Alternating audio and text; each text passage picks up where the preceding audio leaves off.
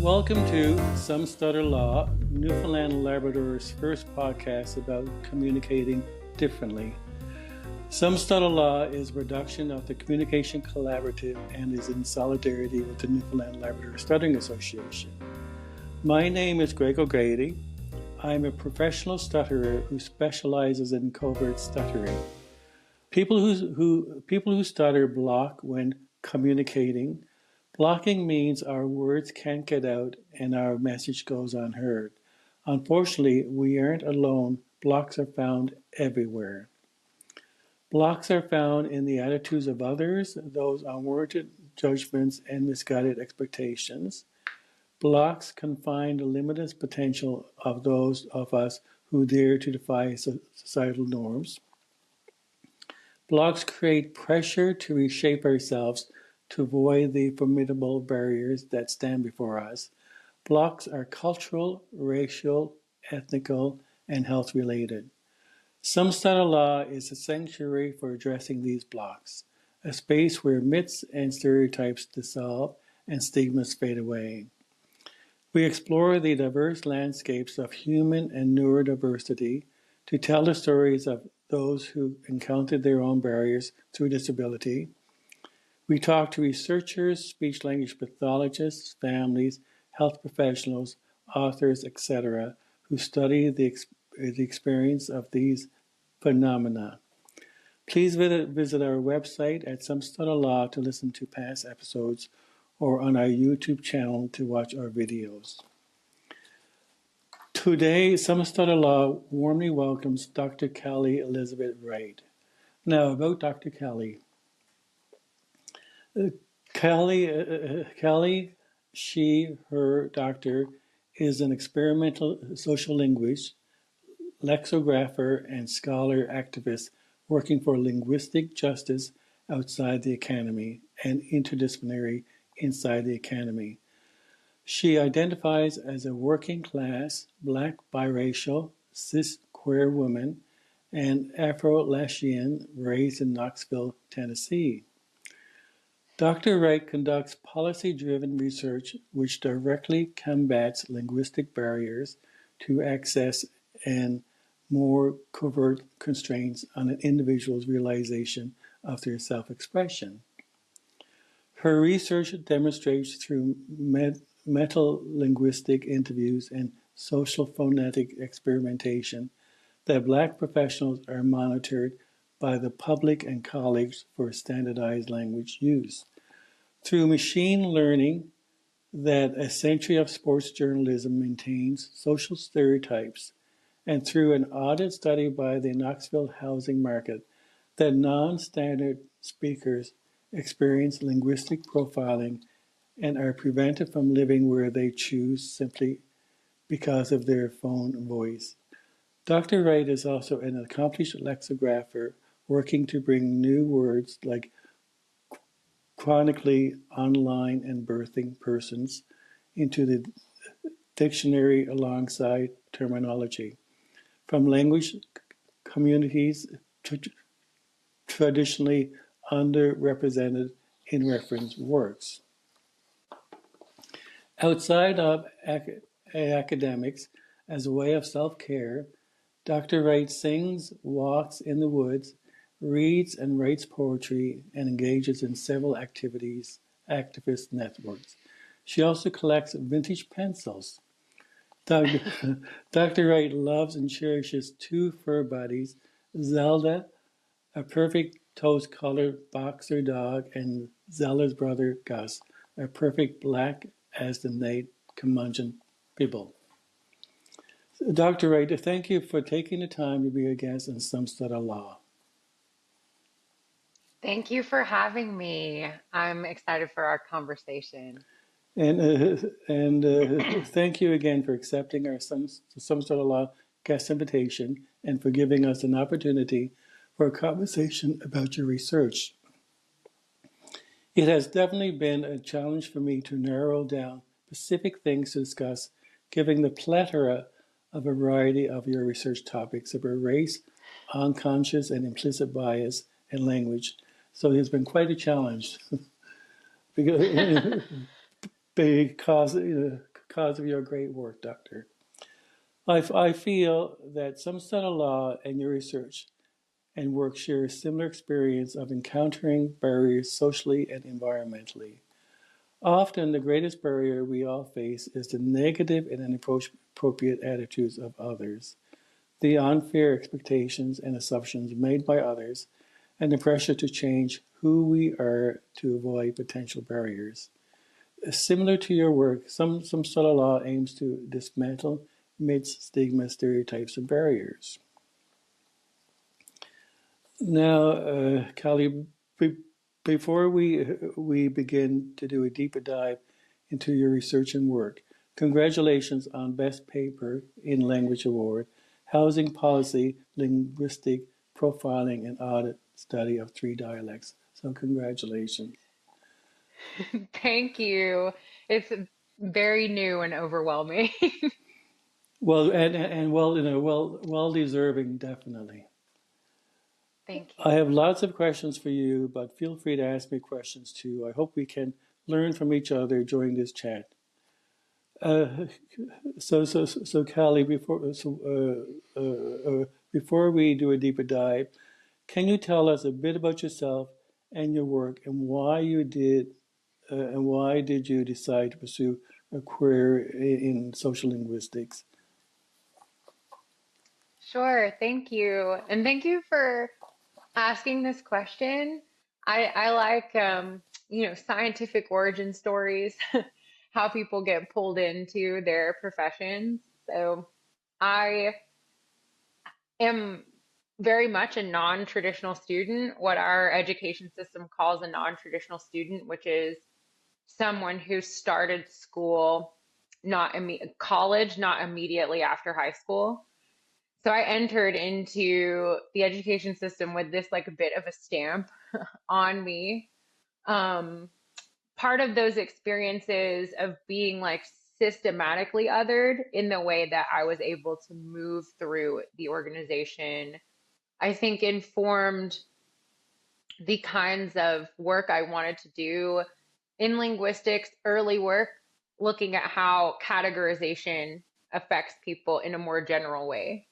So if you are categorized as able-bodied or not able-bodied, if you're categorized as an expert or an amateur, things like this in all sorts of domains have these interesting effects about how people move through the world. I started doing work that's more justice focused after watching a presentation in 2016 of another Best Paper in Language winner, work by John Rickford and Sharice King on the George Zimmerman trial. So this trial, Trayvon Martin, there were no witnesses. The closest thing to an eyewitness to Trayvon Martin's death was his best friend who was on the phone with him. And this linguistic work really made me aware that I could be working on issues in the present in real time, looking at how policy was being applied. So that's where I started doing more justice focused work because I actually realized that science could do something to change lives. Okay, thank you, Kelly. Now, Kelly, who is your target audience for your research and work? Yeah, so my work is much more focused towards the public. I try to disseminate my research findings to essentially everyone, make it as accessible as possible. A lot of my resources, though, live online or are perhaps people who are not affiliated with an academic organization have to pay for. So I do a lot of work of coming on shows like this and sharing my resources so that folks, all sorts of folks who are not specialists, can just have some information about how their language works, that they're in a position to better celebrate their own variation and accept that of others. I also really focus my work towards policymakers. So a lot of scientists will look at research, their own research, or a theoretical question and say, what's the next logical step for this work? But when I start a project, I look at policy first. I look at the places, the gaps in policy where people are not being served and ask, how can we put an experiment into place that will help fill this gap? Thank you. Now let's do a deeper dive into your work. Now, could you elaborate on some of the messages in the following session I listened to? I listened to your excellent May the 8th, 2021 practice recording session on race and language, considering Black linguistics experiences. And while listening, I realized that our conversation, as I briefly alluded to, can go in a variety of directions with discussing different issues. While listening to your practice recording session, your session covered a variety of issues related to race and language. Issues such as Black linguistics, experiences of discrimination of Black language, pressure for Blacks to assimilate and adapt to white language, dialects not being able to language, importance of recognizing and validating Black language. Your reference to the devastating situation with George Floyd, housing discrimination based on dialect profiling, which sadly continues to promote stereotyping and discrimination. Challenges of talking white versus talking Black. While listening, many thoughts came to mind, not only about how Black lives matter, but Black language matters as well, but how covert and overt discrimination impacts all people who communicate differently, no matter of race and ethnicity. Now, in your session, you gave a poignant example of implicit bias and stereotyping by this when you discussed the anger of a white and Black woman. The Black woman being referred to as an angry Black woman, while often the white woman may be referred to as an assertive woman. So Kelly, I mean, there's a lot of information, and we, as I mentioned, we could spend our time talking about one issue, but well, would you provide our listening audience a brief overview of the research? What's the key messages here? Thank you. Yes, that talk was really expansive, very looking at these histories. So a lot of what I work on or the questions I'm trying to answer have to do with how language ideology shapes the way people move through the world. And by ideology, I really do mean like these guiding ideas about how language is supposed to work that live in all of our minds. They're part of modern culture. These prevailing ideals. So one of these strongest ideals, these ideologies, is what we call a standard language ideology. So a lot of the questions I have are, well, what is the standard language? What is who defined it, and how did it become a target of public like language production? And by a target, I mean that you may have a more personal way of saying something, but you frame or change your language so that it's received, you know, clearly by an audience. That's not in and of itself that kind of action of putting a business suit on your language or making it understandable or softer. That in and of itself isn't a bad thing. That isn't in and of itself reflective of racism or sexism or these other things. Where those prevailing ideologies come into play is this idea of what normative or standardized speech is. So, your point about it not necessarily being about ethnicity has a lot to do with this sort of vision of what a standard speaker is. And that standard speaker is able-bodied. They have money, right? They're not impoverished. They are most likely Christian, right? They live in the global north, right? And so in Europe or in America, Like even Australian English doesn't carry the same, social cachet that other versions of English do. And they are also most likely male and most likely white. This ideal version, you could think of like um, Da Vinci's Vitruvian Man, right? If the Vitruvian Man could speak, what would his speech sound like? It would be like this most standardized version, something that's going to be written down, something that's going to be used in a courtroom. And so when we get into what are called speech disorders, um, Black speech has people who use Black language, especially in our education system, when we're thinking about children, essentially all non-normative speech is treated the same way. It's removed from the mainstream. People are put in special ed classes.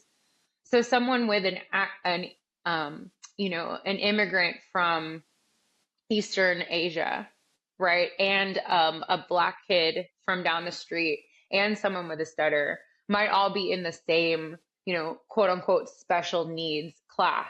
They might have all matriculated through school together, along with a deaf person, along with these other groups. So when we look at like institutional, like a top down institutional view of how standard language ideology functions, it really does pull a lot of communities together and say you are different and you will move through the system in a special way. You are non-normative, non-traditional, non-standard.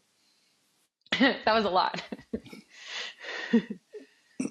Oh, definitely, Kelly. Kelly, you also mentioned in your session that Black people who are qualified for a position, however, when they obtain this position, they have to work twice as hard just to prove that they are qualified. Do you want to elaborate on that?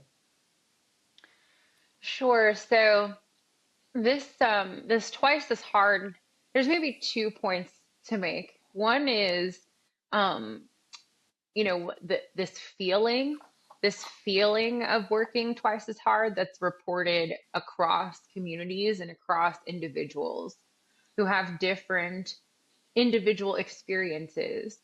We can look at felt theory. It's a scholar named Million, like million billion, Million, is works on this theory about how we build knowledge based on the things that we feel. So not only like hot versus cold, you don't want to touch a hot burner, right? That's like felt knowledge. We're avoiding pain.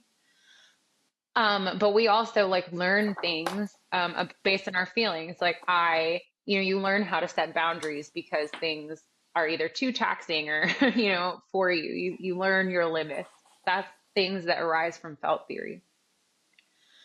But what people are responding to about going into the workplace and having to do different things, of not being able to bring their selves, their like authentic self into the workplace, is something we call sociolinguistic labor, like a Mm. big term, but sociolinguistics, that's like how language and society come together.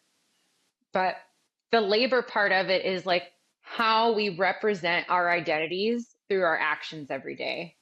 So when we're using variables, when we're using language that sounds like Newfoundland, right? Or sounds, like a man, or it sounds like you're being wise, like you're talking to a child and you're wanting to give them advice, a younger person, or even a pet, the way you talk to your dog, right, is like different. Like, oh, you're such a sweet baby, like all this stuff of like pet directed speech.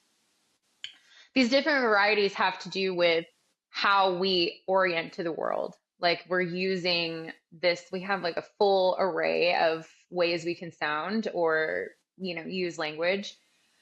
And we do that based on like who we are. So that social variable is like, I'm this person and this is how this person sounds. So the sociolinguistic labor then is work that people do in one direction or another to sound like this idealized standard speaker. To go into work and say, I don't, because people think Black language or women's language non-standard ways of speaking aren't appropriate for the workplace. Like in my job interview, I'm going to make sure I don't say like very much and I don't say ain't. And, the ends of my words are clear. I'm not going to say, thinking, I'm going to say thinking, Mm-hmm. right? And those sort of things. So say you do all of that and you get a job. Um, you there are a lot of people who report never being able to drop that type of languaging, to have to go into work every day and work at sounding like everybody else. And these people who are being included, don't have other people from their communities represented in their workplace. Again, there might be one, person from Eastern Asia, one Black person, one disabled person in your workplace. And so these are the people that have this labor, this extra cost of labor to just exist in the workplace, to be included. And we could go into more of like how that plays out over the lifespan. Um, but it is this, all of these people from different backgrounds, different ages, and different professions over time report those same feelings of feeling like there's a bar they have to reach or a hoop they have to jump through every day. I'm really interested in your work with this like covert stuttering, because I imagine that this labor um this aspect of labor is something you've encountered in your daily practice. Mm-hmm. Just a little, a little bit, a little bit. I mean, my his history as a person who stuttered.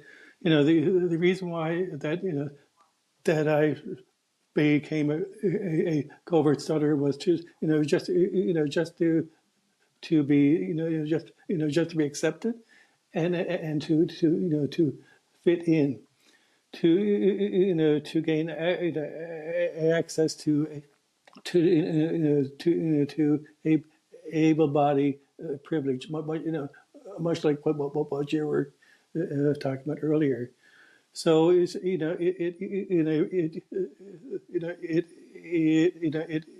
was a pressure that I put on myself just to conform, just to hide my stuttering, and just to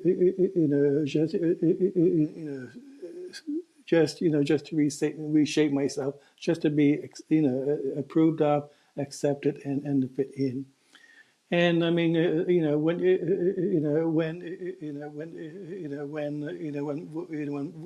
people become a covert stutterer, there's, we're all walking a fine line, because we tend to lose a sense of identity if we had one, a sense of in individuality. So it's like you're always trying to survive a work experience, a relationship. What I mean, just to fit in, be and to be accepted. And I mean that that also does havoc on one's mental health as well. But I've slowly learned just to, as Kelly, as you mentioned as well, one, when all said and done, one needs to fight that battle of trying to conform to be accepted. One has to really sort of become one's authentic self, and that's hard, hard to work towards, because it it it is as if you're trying to build an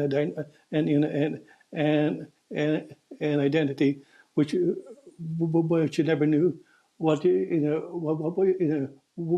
your true identity was. So it's quite the struggle and the journey. So Thank you. just a quick synopsis. But mind you, if we have more time, I've got a whole lifetime to talk about that. Sure. Thank you for sharing.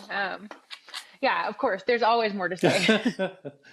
Okay, okay. Now, Kelly, you also mentioned that you know I read an earlier interview as well that you had with Alex Mitchell. You shared about how black people are described differently in sports. During this interview, you spoke about your research as a sports journalism and referenced Serena Williams and how you noticed that people spoke about Serena Williams in such a different way than they spoke about her contemporaries. And that you built a corpus of articles on Serena Williams. In this research, by counting the words, shows that people are not using the same words with the same frequency to describe her as her contemporaries. Now, to quote a reference from this interview, one word really stands out: athletic. All the people these articles describe are athletes, athletes at the highest level of their sports. But black athletes are described using this word by a 3-to-1 ratio. Then you've got the words like insatiable, unstoppable, using these animalistic terms to describe black athletes. On the other side, you've got a phrase like class act, which works the same way as articulate. You saw me and you didn't expect me to sound smart, but I sounded smart. In the same way, it's communicating that on some level, the writer expects these sports people to behave like trash, but they didn't. Would you be able to elaborate on that? Yes, thank you.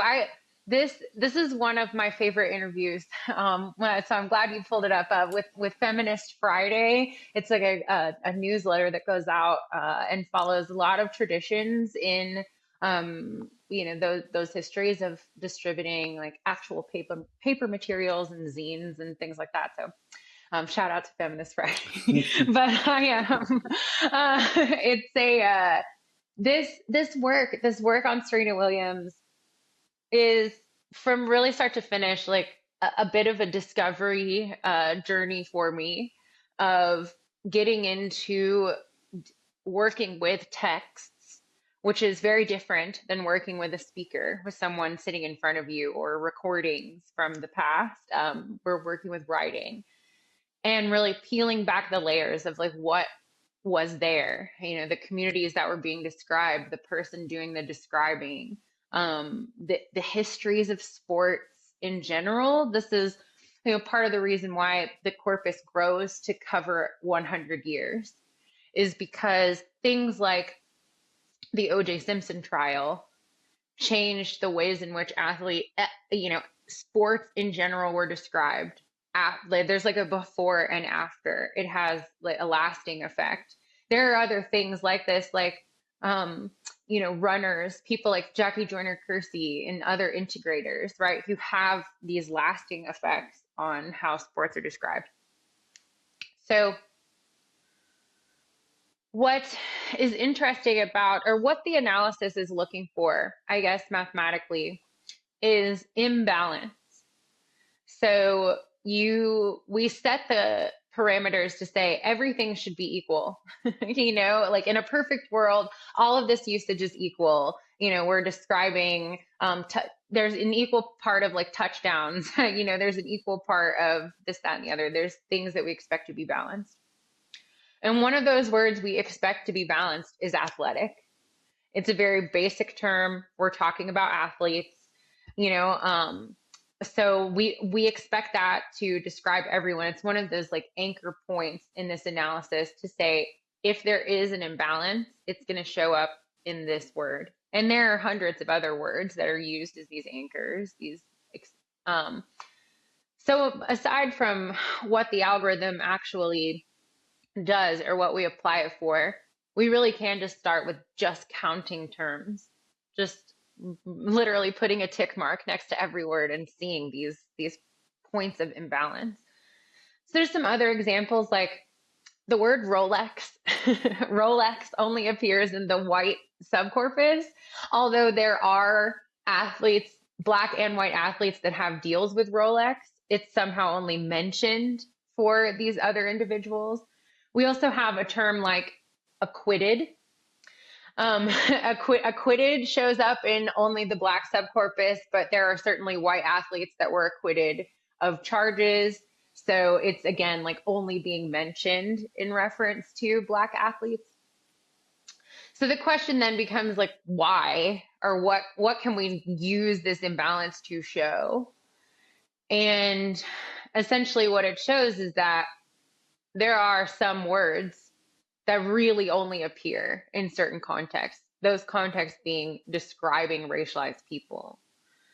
So we look at insatiable and unstoppable, those sorts of terms only appear in reference to Serena Williams in her corpus, and then most often when we're talking about black athletes over time. So it's not like no white athlete's ever been described as insatiable. It's just that it's much more likely to be describing a black person.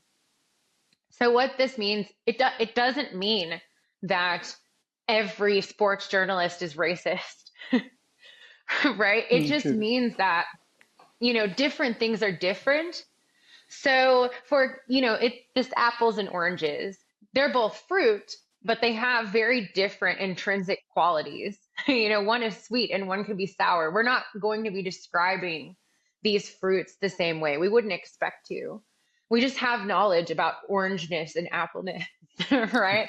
And so that's part of what's being reflected here, is that we have ideas about what blackness is and what it isn't. And that is, falling out in our descriptions of these people and their actions. So it is really more reflective of being like a modern language user and just knowing things and that coming out in the way we use language. It's a very unconscious choice, like word choice at the, level of our cognition, something that happens moment to moment. So we can change those things. They can become like more informed or more inclusive, but I just want to hammer home that it doesn't mean that these people who are writing were actively racist or trying to hate on black women. It's just that we have these ideas about black women, which include, that they're very physical, that they are aggressive. And these things just pervade the ways we use language, even really simple words like athletic, which no one would point to and say that word's racist or being used in a racist way. It's just, it happens to come up more often when we're talking about black people using their bodies for sport. Okay. Thank you, Callie. Callie, can you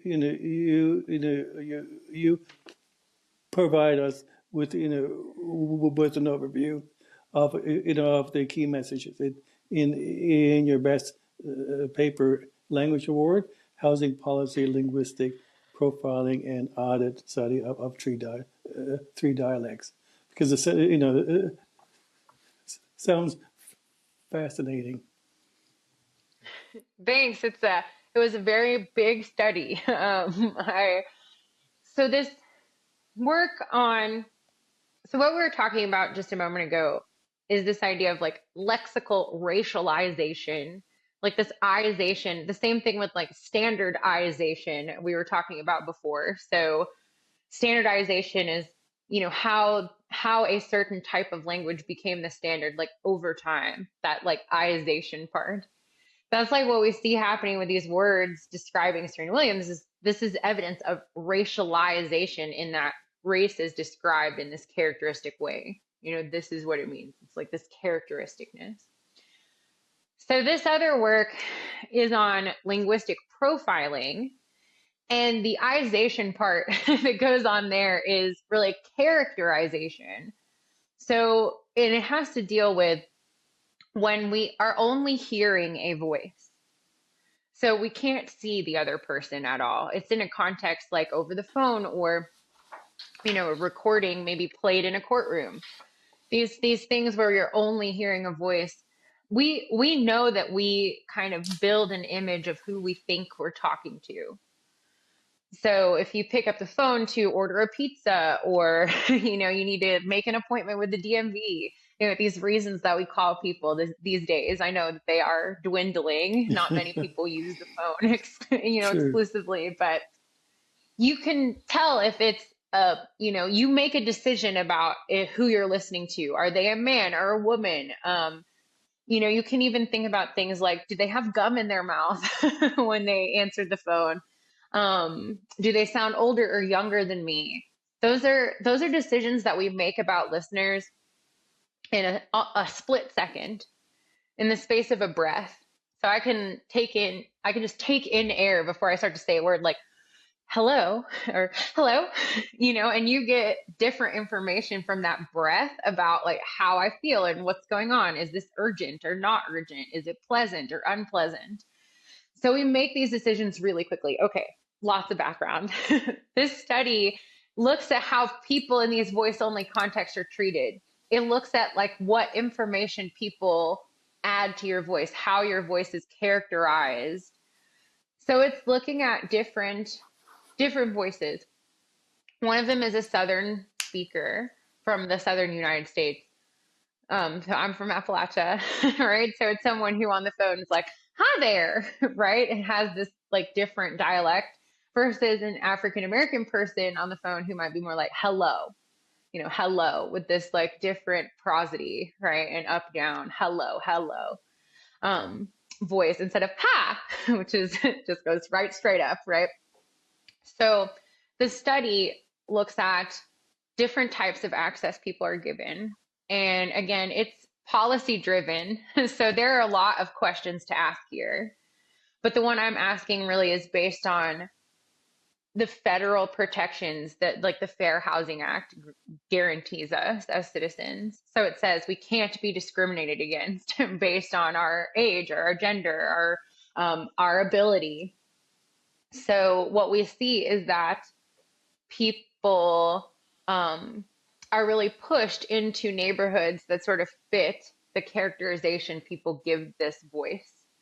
So a Black voice, for example, is perceived as being the least educated, the least you know, well off, like economically. Um, and those people are pushed into lower economic areas, areas that have, you know, don't have as much access to good schooling. Whereas you look at like the standard voice, you know, just a regular norm, what is supposed to be a defaulted in the literature, a defaulted voice, so something that doesn't actually carry any characteristics. That voice, you know, does the best in the middle class neighborhood, but is also like kept out of the white working class, the Southern speech, and the Black working class. So it's not just something that happens in one direction. It really is like a neighborhood, people in a neighborhood trying to say, this is the culture of this space and we want to maintain it. Like again, like on its face, like perceptually, you know, in the moment, it's not inherently negative. Saying like, I want people who are like me near me isn't inherently negative. It's just that when you know, hit play and this plays out over a century, it ends up reinforcing lines of prejudice and exclusion over time. I feel like I pointed that detail in a lot of ways. So you asked like, what's a key finding? A key finding is that people make split-second decisions about who someone is, and those when they're hearing someone. And that split-second decision is informed by prevailing ideologies, things that tell us, is this person close to a standard speaker or farther away from a standard speaker? And that really informs how people move through the world. We are all doing this all the time, making decisions about who we think a person is. But most of us just don't have the power, you know, in our day-to-day lives to like ruin someone's access, to like actively oppress them. So like having the thought, oh, this sounds like an older person. This sounds like a younger person. This sounds like a black person. This sounds like someone with a stutter. This sounds like somebody who might be sick today.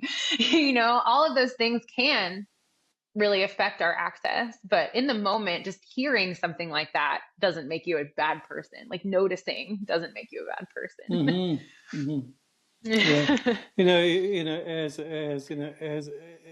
a person who stutters Cali, I've always had a phobia using the telephone because many many people who stutter also have a phobia with the phones because you make a phone call and then sometimes we block we use starter words just to like my name is Greg or else hello. So, but we're always fearing the reactions of the listener, and the judgments, because sometimes we're hung up on we we're accused of being drunk and so on and so forth. So it's just this fear and this sort of this adds to a person who stutters low self-esteem, isolation. So it's similar to what you're talking about as well. Even if you don't have a negative experience, there is like such a lead up, such a the fear is very real. It's real for a lot of communities, and it's like we were pointing towards earlier, like over a lifetime. It has real psychological consequences.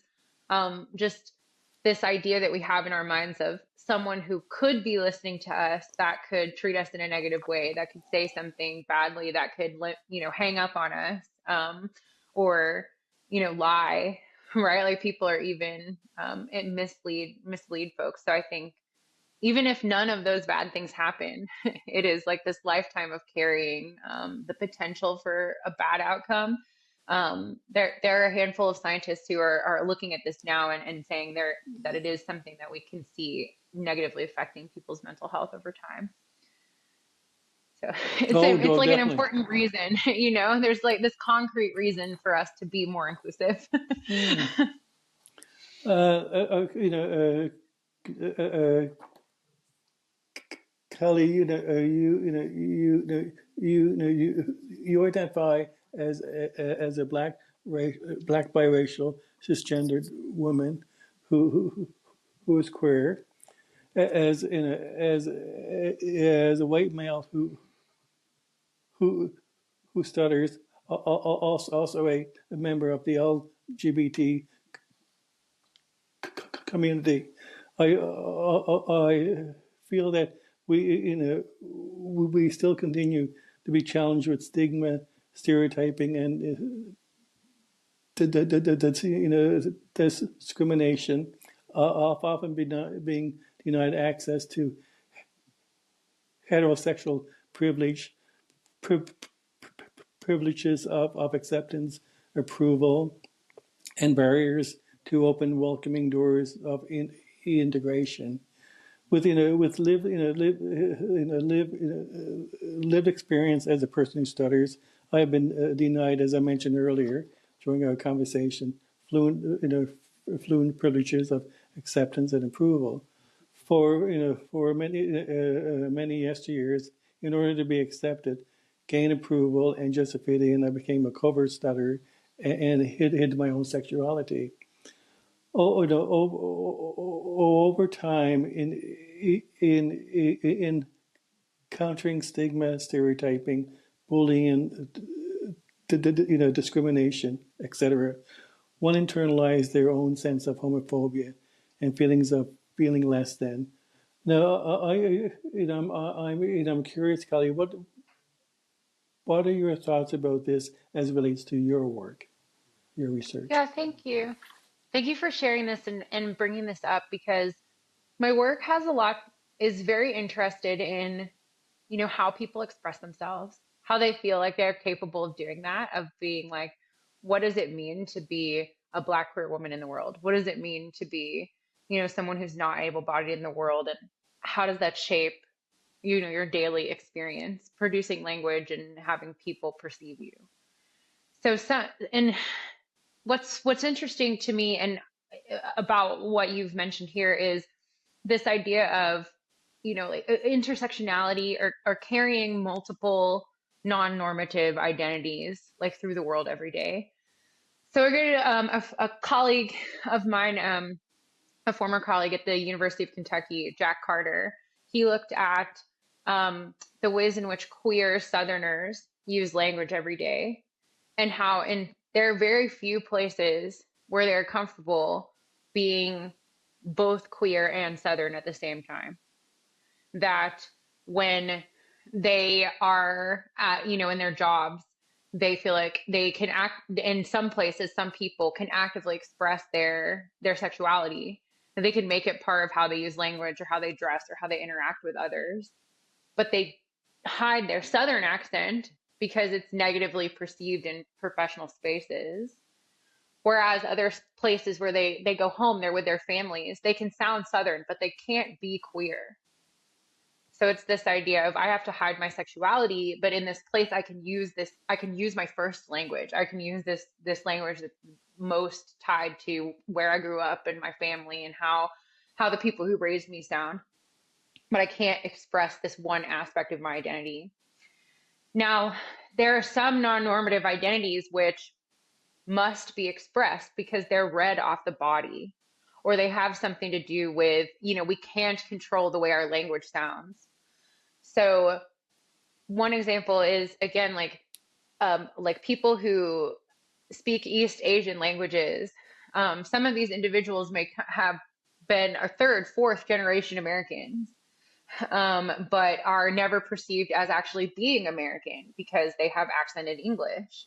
And they can't hide their Asianness, right? Even if the language comes out of their mouth, and if we were going to put it into like a machine to measure it, like linguists, we use what's called a spectrogram to be able to look at the language. It wouldn't objectively look any different than a white speaker.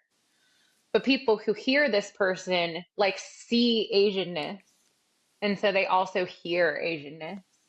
And so there are things in our language that it really has to do with our bodies and who we are. There are certain identities that we carry with us into every room. And so when we think about people who have identities like that, they make choices every day of being like, okay, well, I'm always going to sound Black.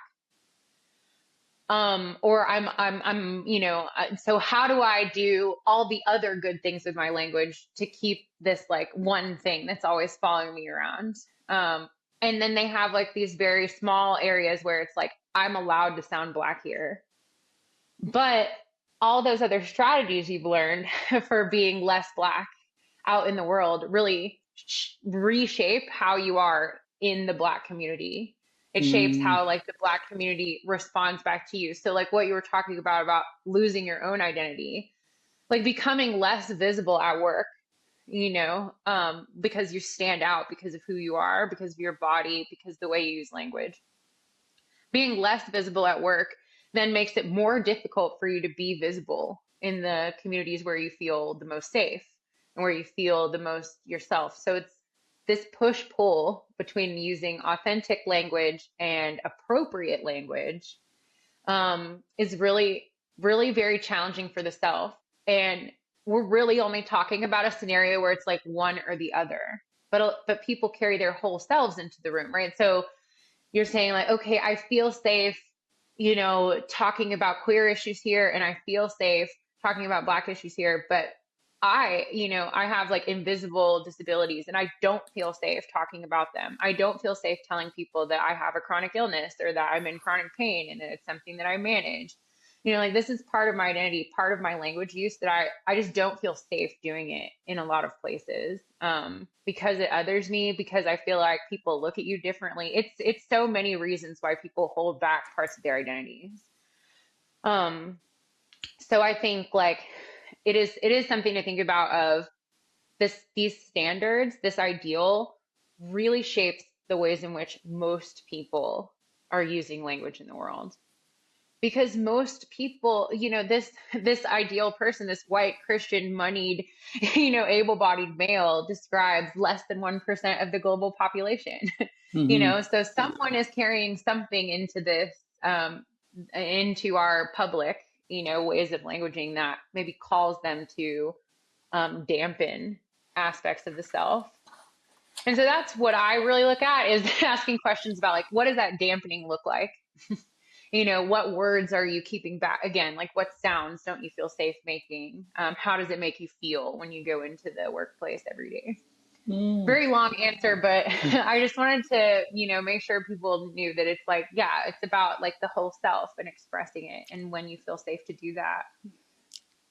Definitely, Callie. And I mean this, this is a key message. I think for one, to be able to really be and share their and show their authentic self, you've got to feel safe, and that's the most important thing. Which is this is a challenge to find safe situations, an environment. Yeah. Okay, Callie, stuttering is a unique communication style that can severely affect a person's ability to communicate with others, as you can see. Viewing stuttering as a deficit in linguistic ability has contributed to mental health issues for people who stutter and who believe the best way to manage stuttering is to conceal. This is by Boyle, Shaning, and Rosen, 2023. Those who communicate differently, such as people who stutter, are made to feel and internalize shame because of it, often live with low self-esteem, fear, stigma, stereotyping, isolation, anxiety, trauma, depression. Now, I'm wondering, Callie, how might your work support anyone struggling with these emotional and mental health challenges associated with stuttering and other communication disabilities? Thank you. I hope, uh, when I go out, when I'm doing work like this, I hope we end up talking a lot about the negative ends of these ideologies and how people are hurt by them. Um, what I hope what I hope my work does is to encourage people to recognize and celebrate their own linguistic diversity. So, what makes your language special? What are the things about it that tell you who you are, that remind you of memories, of places, of inside jokes, of, funny movies you watched, of songs you used to sing with your mom in the car, like stuff like that, that is very individual and very special about our language. I think that, encouraging people to do the work of recognizing how vast, their language knowledge is, what they know about their own ways of languaging, but then what they know about the ways other people do.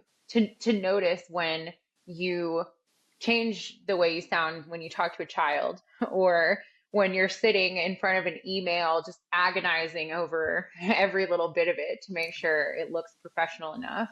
It is this kind of like recognizing the work, recognizing where we move from one style to another. That I think if more people did that, right, it would maybe soften, or again, like, dampen the effects of some of these language ideologies. So right now they're pretty rigid. There's not much that's really included in the idea of a standard speaker. But if you were to ask someone, they might say, someone whose spoken language and written language match, or match what's in the dictionary, or what we might hear from like a presidential address, like some of these most formal versions of language.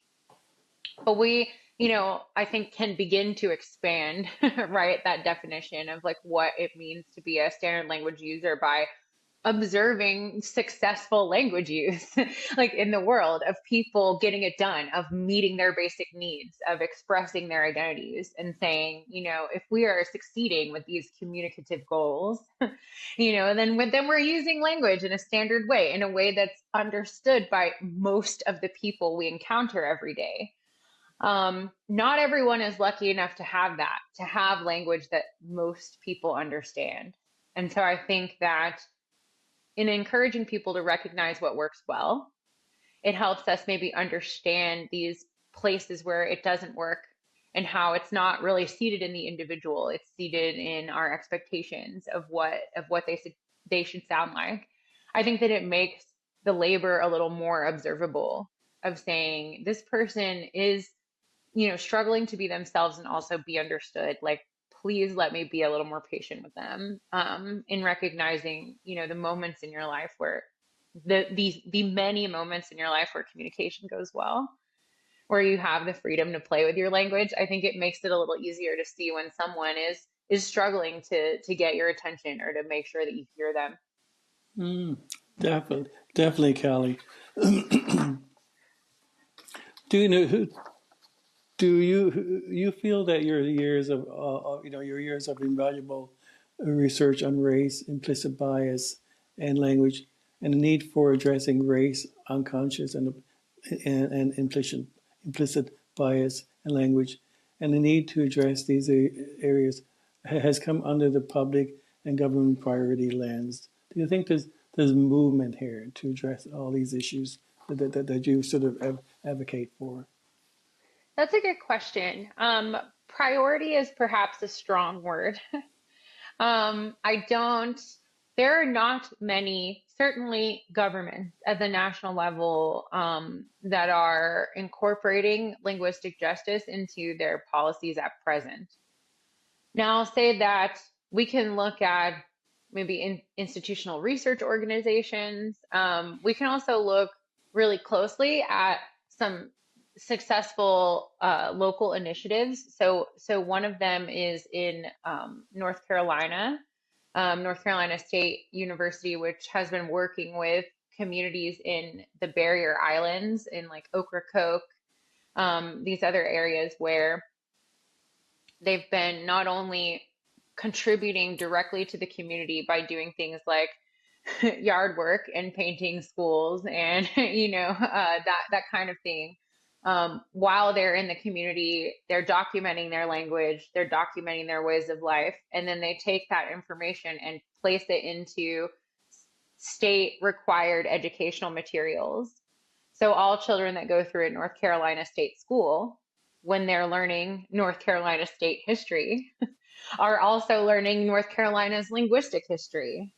And so, like, those efforts of including all of that detail represent about two generations of activist work on the part of linguists and other researchers who lobbied the North Carolina state government to, long enough that they valued this kind of information and made it required for people to learn.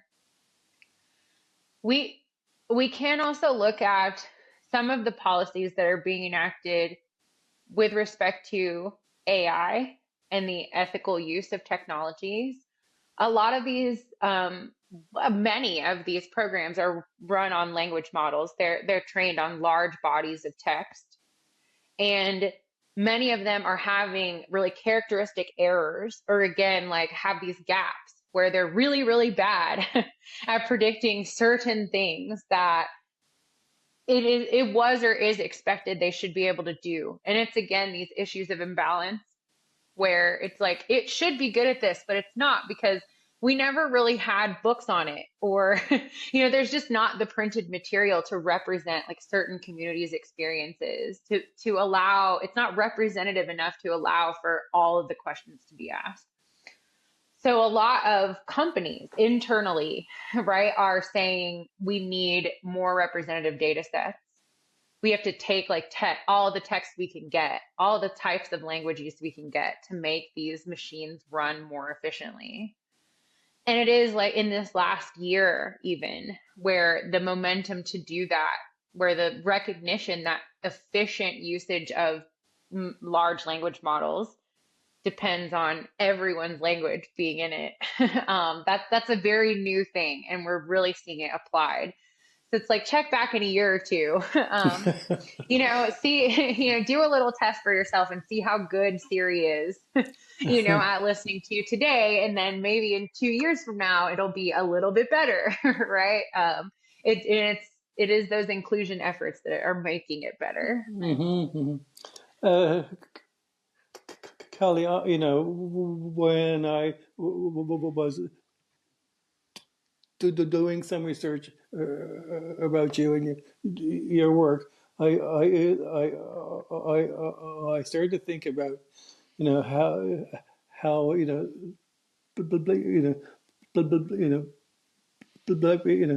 black black characters are sort of stigmatized in films who have stutters, and I'm just wondering, have you ever done any research about this, like the movies identify black children or adults that stutter? So I have encountered these concepts in my work. One person's research to look at is Haley Heaton, Heaton from 2018, who looks at the ways in which many different communities are characterized in media over time. She's looking a lot at Southern speech and this there's an intersection here as well where many Southern speakers or the actors who portray Southern speech portray it more like characterized speech disorders than like an authentic accent. And one historical example of this is Forrest Gump. Many people did not realize that he was supposed to be portrayed as someone who was neuroatypical, who had some sort of disorder that affected the way he saw the world and also spoke. They just thought he was Southern. So like many people didn't catch that part of the plot even because Forrest Gump just sounds really Southern and people just think of it as a disordered or broken way of speaking. So these like notions that we have of disordered speech really pervade characterizations of many populations of people who were at some time stigmatized. So you can even look at, really early American movies portraying Italians and other groups in this way of having like nearly unintelligible speech that is more like disordered speech than it is authentic Italian speech. Um, so it's, and there are many intersections in other literatures where, especially movies portraying like the segregated South, um, that are showing Black youth as stuttering as opposed to, using an accented version. So it's actually quite common that those language patterns are used to very quickly tell an audience this person isn't intelligent or this person has an issue of some kind and needs treatment or has been ostracized for these reasons. Like it explains people's dismissive behavior towards the character like very rapidly in a movie without saying any of those things. Right, they just use this way of languaging to characterize, and it's very, very common. And so if you want to know more about it, look at Haley Heaton. But we Haley Heaton, see, okay. yeah, we see this playing out in, real life.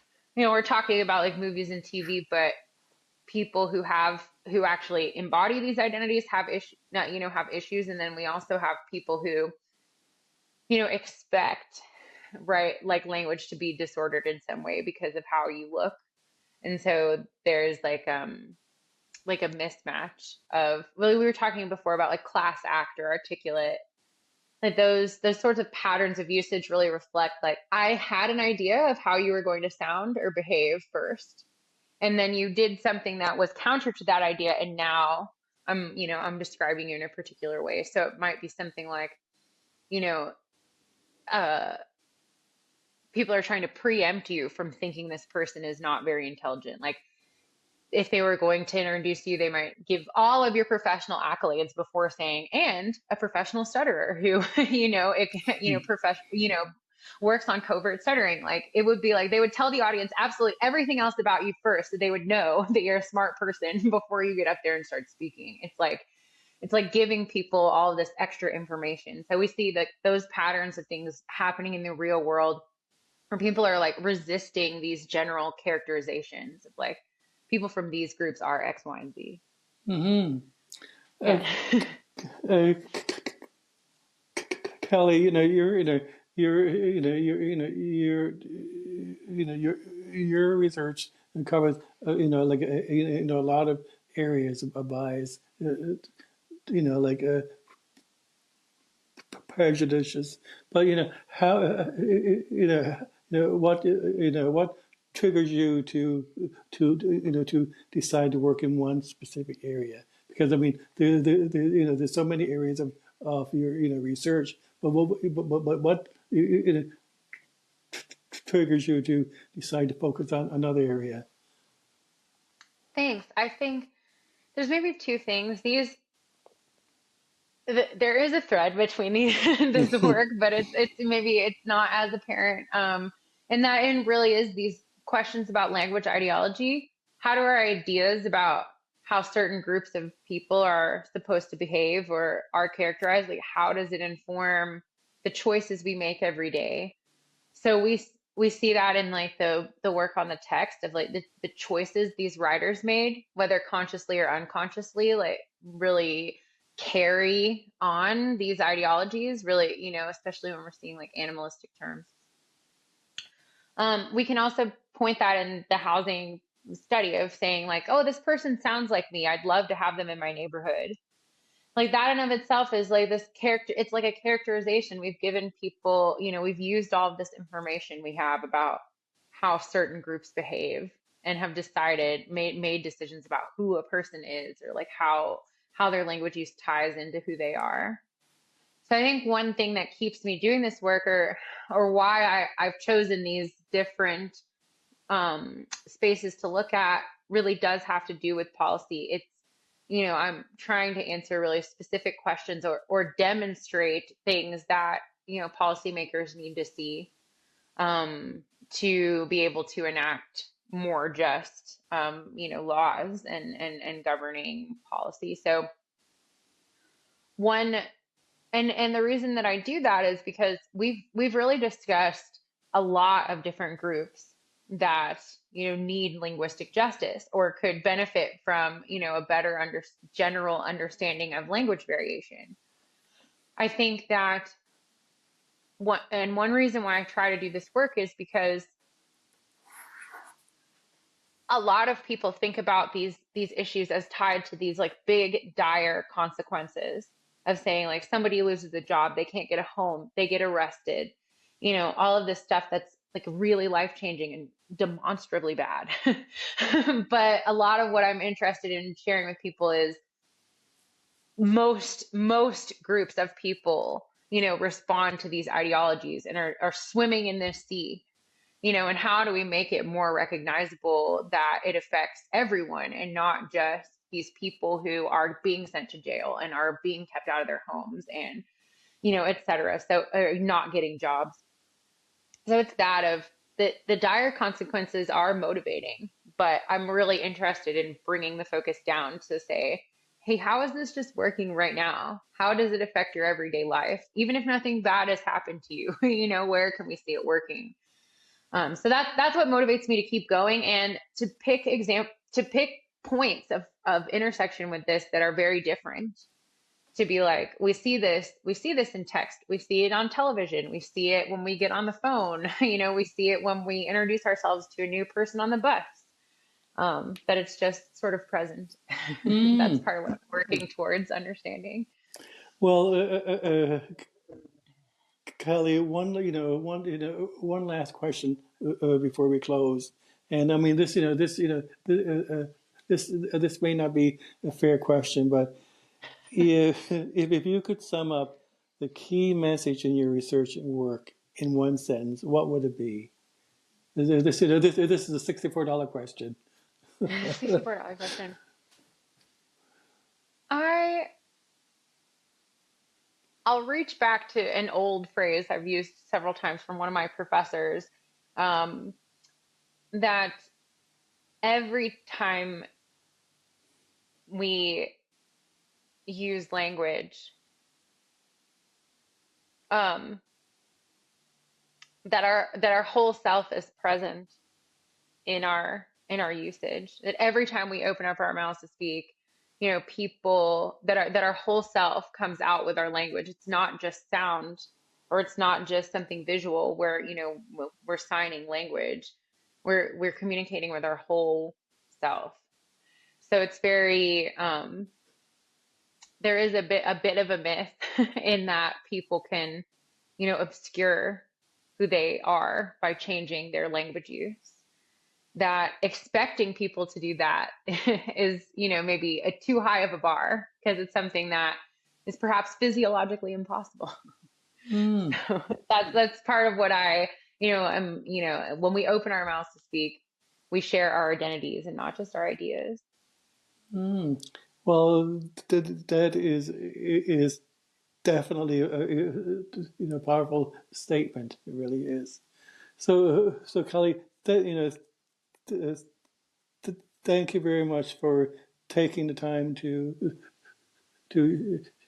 share your research with us, and we would love to have you back again because I'm sure that I have lots more questions to ask you. So thanks a lot, Kelly. We we appreciate your time. Thank you. This was wonderful. I really enjoyed it, and I'd love to come back anytime. Thank you. Well, we'll be in touch. Thanks. Okay. Thanks, Kelly. Bye. Bye.